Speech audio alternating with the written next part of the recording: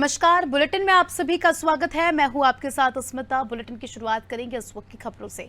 छत्तीसगढ़ के deputy CM TS Singhdeo ने कई मुद्दों पर बयान दिया है। टीएस सिंहदेव ने बीजेपी के घोषणा पत्र वाले बयान पर पलटवार किया है। उन्होंने कहा कि कांग्रेस सरकार ने पत्र में लिखे आधे काम किए हैं और आधे अभी कार्यशैली पर चल रहे हैं। बेरोजगारी भत्ते को लेकर डिप्टी सीएम ने कहा कि रोजगार कार्यालय में रजिस्ट्रेशन करने वाले हर व्यक्ति बेरोजगार नहीं होते। कुछ लोग सरकारी नौकरी पाने के लिए भी रजिस्ट्रेशन करवाते हैं। प्रदेश में हुए अर्धनग्न प्रदर्शन को लेकर कहा कि प्रदर्शन करना एक मौलिक अधिकार है। उनकी मांगे जायज है, लेकिन उनका प्रदर्शन का तरीका सही नहीं है। उनकी मांगों पर विचार विमर्श कर मामले की कार्रवाई की जाएगी।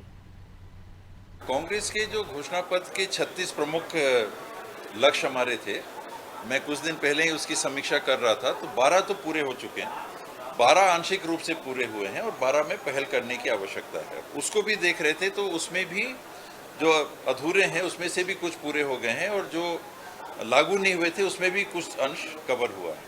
तो 100% हो गया है ऐसा बिल्कुल नहीं, लेकिन कुछ भी नहीं हुआ है ये बिल्कुल असत्य है। कई चीज़ें हैं, करने की बात है और बात है, बिजली बिल हाफ है, पीडीएस है, यूनिवर्सल पीडीएस लागू होगा। देश में चुनिंदे राज्यों में होगा, 1-2 राज्यों में होगा जहां सबको चावल शासन की तरफ से कम दर पे मिलता है, या तो 1 रुपये में, एपीएल को 10 रुपये में। स्वास्थ्य की सेवाओं में है, बहुत सारी चीज़ें लागू हुई हैं। तो कहने के लिए आप कुछ भी कह दीजिए, सच्चाई उसमें नहीं है। बेरोजगार कौन है इसका पंजीयन नहीं होता, सरकारी नौकरी किसको चाहिए उनका पंजीयन होता है।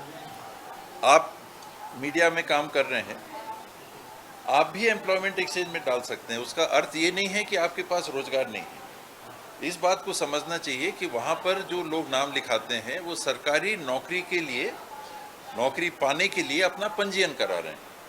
बेरोजगारी एक अलग चीज़ हो गई और रोजगार कार्यालय में नाम पंजीयन कराना एक अलग चीज़ हो गई। उसको आप अगर कहेंगे कि इतने लोग बेरोजगार हैं, मैं समझता हूँ कि जितने साथी आप लोग हैं यहाँ सब ने पहल की होगी या नाम लिखाया होगा एम्प्लॉयमेंट एक्सचेंज में, तो उसका अर्थ एक कि आप बेरोजगार फिलहाल नहीं हैं लेकिन सरकारी नौकरी चाहते हैं। तो इतने लोग सरकारी नौकरी चाहते हैं। प्रदर्शन करना एक मौलिक अधिकार है, उसमें कहीं कोई आपत्ति की बात नहीं हो सकती, लेकिन उसका स्वरूप सामाजिक परिवेश में स्वीकार्य होना चाहिए। महिलाएं भी उस सड़क से आना जाना करती हैं, अन्य लोग भी आना जाना करते हैं और ऐसी अवस्था में प्रदर्शन करने की पहल करना, इसको मैं उचित नहीं मानता। शेष जो उनकी मांगे हैं ये बिल्कुल जायज़ हैं कि अगर गैर अनुसूचित जाति जनजाति के